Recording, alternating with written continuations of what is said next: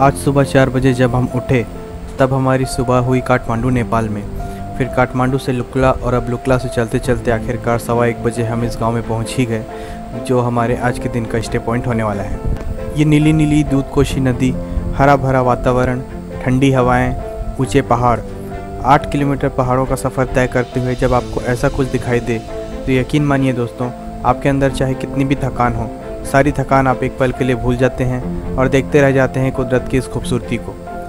ये है फागडिंग, पहला पहाड़ी गांव जहां हम स्टे करने वाले हैं, और मैं सत्तू स्वागत करता हूं आप सबका अपने चैनल दीप सत्तू ट्रैवलिंग में।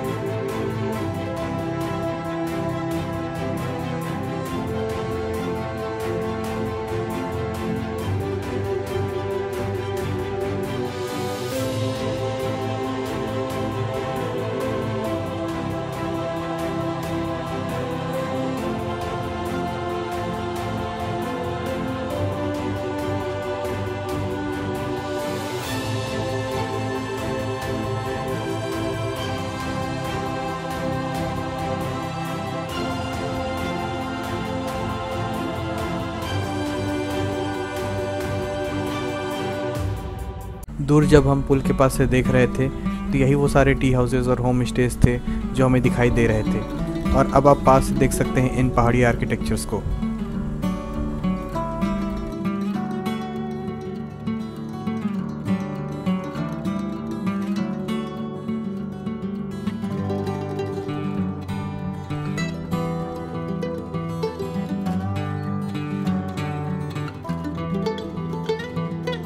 अर्ज किया है, इन रास्तों से गुज़रने का मज़ा ही कुछ और है। इन रास्तों से गुज़रने का मज़ा ही कुछ और है, क्योंकि यहाँ शोर नहीं, प्रकृति बोलती है। आज का दिन जब से शुरू हुआ है, लाइफ में बहुत सी बातें पहली बार हुई हैं। पहली बार डॉर्नियर 228 फ्लाइट में बैठा, पहली बार लुकला आया, पहली बार लाइफ में ट्रैक किया। बट इन सबसे अच्छी बात जो लाइफ में पहली बार हुई वो ये थी कि लुकला से हम 9 बजे के आसपास निकले थे फागडिंग के लिए, और अभी करीब 1:30 बज गए हैं। और लाइफ में ऐसा पहली बार हुआ कि 4.5 घंटे मैं रास्ते में कंटिन्यू चलते चला गया हूँ, और कोई भी बस, ट्रक, कार या बाइक दिखा ही नहीं। कोई भी गाड़ी मोटर का शोर नहीं, कोई पॉल्यूशन नहीं। यहाँ लोगों को एक गांव से दूसरे गांव जाने के लिए या तो चल के जाना पड़ता है या तो घोड़े में जाना पड़ता है, और ये एक बहुत बड़ा कारण है कि इन पहाड़ों की खूबसूरती बनी हुई है।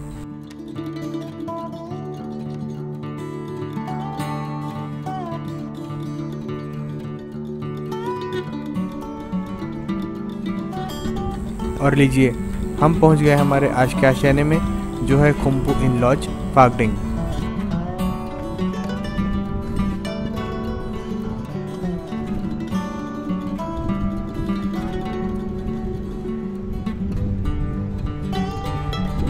वीडियो बनाते हुए और रेस्ट करते हुए आराम से पहुंचने का एक फ़ायदा ये हुआ कि खाना एकदम रेडी था। जाते ही सीधा खाना आ गया टेबल में, बिल्कुल भी वेट नहीं करना पड़ा। और चलते चलते भूख तो इतनी लगी थी कि पूछिए मत। तो खाने में था राइस, दाल, अचार, पापड़ और आलू की सब्जी, और खाना सच में बहुत टेस्टी था।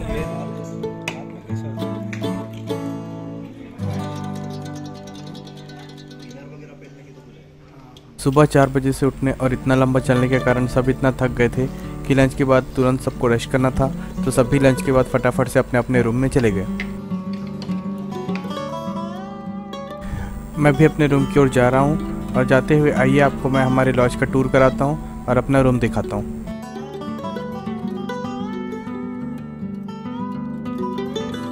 तो ये है रेस्टोरेंट एरिया, जहाँ भी अभी हमने लंच किया। इसके बाद एक गेट है जिससे होते हुए सारे रूम्स आएंगे।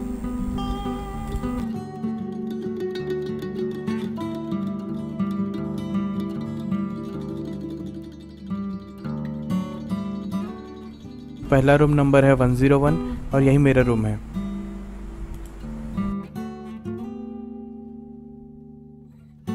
यहाँ पहाड़ों में जो गेस्ट हाउसेस या लॉजेस होते हैं उनमें ऐसे छोटे छोटे रूम्स होते हैं, ज़्यादातर डबल बेड्स, और कुछ इस तरह का आर्किटेक्चर होता है जैसा आप यहाँ देख रहे होंगे। एक तो कस की नींद आ रहा था और ऊपर से ये कड़कती ठंडी, और उसके साथ एक मोटा सा ब्लैंकेट मिला हुआ था हमें। जब ये सब मिल जाते हैं तो नींद कितनी अच्छी पड़ती है ये तो आप सब इमेजिन कर ही सकते हैं। तो अब टाइम हो गया है एक बढ़िया सा नींद लेने का।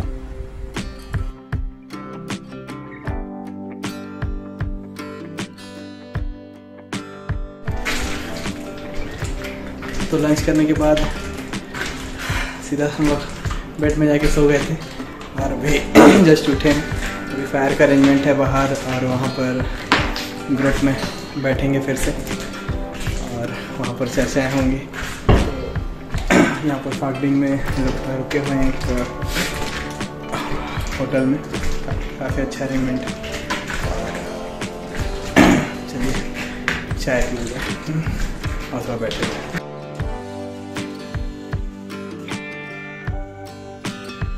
यहाँ लॉजेस में कुछ ऐसा ही अरेंजमेंट होता है पानी गर्म करने के लिए और ठंडी में बॉडी को वार्म रखने के लिए। और इसी के चारों ओर बैठ के हम करने वाले हैं आज के हमारे दिन का एनालिसिस और कल के लिए प्लानिंग।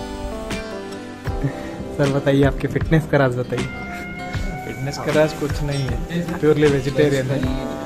डेली वर्कआउट करता हूँ एटलीस्ट 10-15-20 मिनट्स। ओके, जिम या फिर घर में?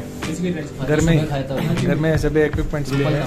फ्री एक्सरसाइज, सूर्य नमस्कार और डिप्स, सिंपल एक्सरसाइजेस। और कुछ स्पेशल नहीं है। हर टाइप का फूड खाता है, वेजिटेबल्स, फ्रूट्स। ओके, बहुत अच्छा मेंटेन रखिए सर आप अपने आप।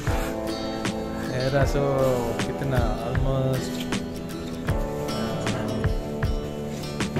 25 इयर्स ज़्यादा हो गया। Same weight, same fitness. अभी 49 है ना, 22-23 इयर्स है वो एज से इतना ही है मेरा वेट।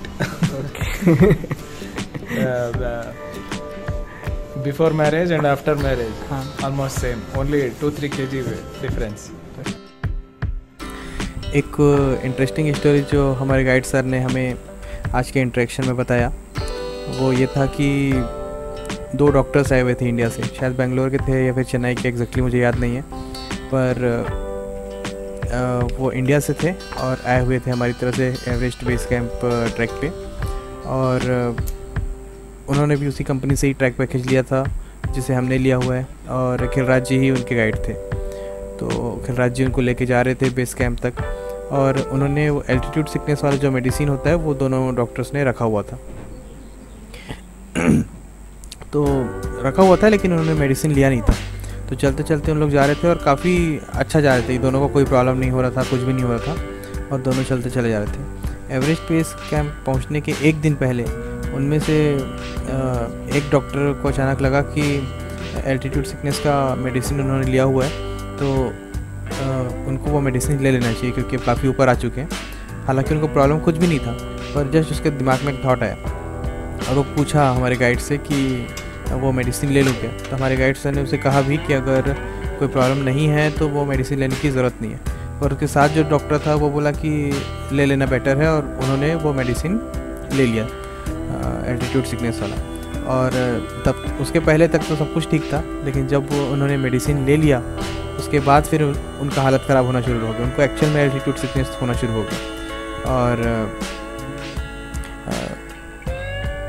जैसे तैसे करके बेस कैंप तक गए तो सही बोलो, पर रिटर्न नहीं आ पाए। इतना मतलब उनका हालत इतना ख़राब हो गया था वो मीटिंग और ये सब कि उसके बाद फिर उन लोग रिटर्न नहीं आ पाए। तो उनको घोड़े और चॉपर्स का के हेल्प से उनको वापस नीचे लाया गया। इस कहानी से हमें सीख मिलती है कि अगर कुछ बिगड़ा नहीं है तो उसे फिक्स करने की कोशिश नहीं करनी चाहिए। और ये कहानी हमारे गाइड सर ने हमारे पूरे एवरेस्ट कैंप कंप्लीट होने तक 7 बार हमें सुनाया था, जिसमें से पहली बार आज के शाम के डिस्कशन में था। इस स्टोरी के अलावा और कुछ बातें हमारे गाइड सर ने बताया था। आइए 1-2 बातें सुनते हैं उन्होंने क्या कहा था।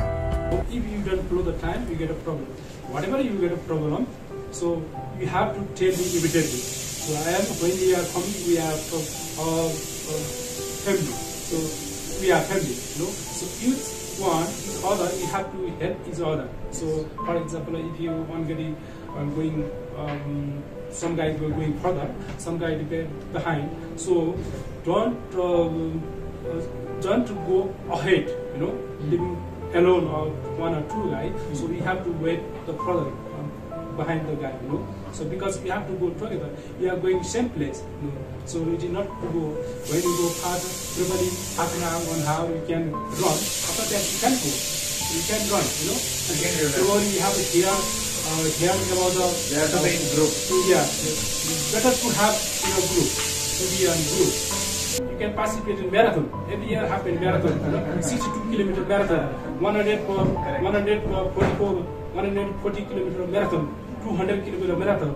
If somebody have interest, you can participate. You know, you can connect here. Yes. Easier. Before 2 weeks was a marathon here, 62-kilometer marathon there. Every year. Yeah. No, Kathmandu. From base camp to Lukla. Base camp to Lukla. Yeah. Marathon. Mountain marathon, Everest marathon. Every year happen like that. Yeah. What is the winning prize? Winning prize is $5,000. $5,000 or something more. You know. So mostly anyone. So here also they will conduct. Yeah. Means anyone in the country, in the world, can participate in the event. You know. But mostly Nepali people win the prize. तो overall ये काफ़ी लंबा एक session था, करीब 1 घंटे का, और काफ़ी देर तक हमारा इंटरेक्शन चला। इसमें गाइड सर ने बेसिकली हमको आगे का पूरा आइटनरी के बारे में बताया, खाने पीने से रिलेटेड प्रिकॉशंस के बारे में बताया, और सबसे इम्पॉर्टेंट बात, ट्रैक हमेशा टाइम से स्टार्ट करना है। इस बात पे उन्होंने काफ़ी ज़्यादा जोर दिया, क्योंकि 4000 मीटर के बाद जब हम ऊपर जाते जाएंगे तो ऑक्सीजन काफ़ी कम होते जाता है और ऑटोमेटिकली हमारी स्पीड घटते जाता है। तो उस केस में अगर हम ट्रैक टाइम पे स्टार्ट नहीं करेंगे तो रात में भी हमको वॉक करना पड़ सकता है, क्योंकि अपन लेट हो जाएंगे। और पहाड़ों में रात में वॉक करने का मतलब पैर ट्विस्ट हो सकता है या फिर हम लोग गिर सकते हैं, तो इसमें काफ़ी ज़्यादा खतरा रहता है। इसलिए हमारे गाइड सर टाइमिंग को लेके बहुत ज़्यादा स्ट्रिक्ट थे। इस सेशन के साथ साथ हमने अपना डिनर कंप्लीट कर लिया। सभी ने लाइट फूड ही लिया, क्योंकि दोपहर का खाना खाने के बाद डायरेक्टली सब सो गए थे, तो ज़्यादा भूख किसी को थी नहीं। डिनर के बाद सबने अपना अपना फ़ोन चार्ज किया, अपने अपने घर में बात किया, photos videos insta WhatsApp Facebook में शेयर किया, और सब चले गए अपने अपने रूम में सोने। इसके साथ ही हमारा ट्रैक का डे 2 ख़त्म हो गया, और कल जब हम सुबह उठेंगे तो वो होगा डे 3, जिसके लिए हमें टाइम से उठना बहुत ज़्यादा ज़रूरी है, क्योंकि जैसा कि मैंने कुछ देर पहले बताया, हमारे गाइड सर टाइमिंग को लेके बहुत ज़्यादा स्ट्रिक्ट थे।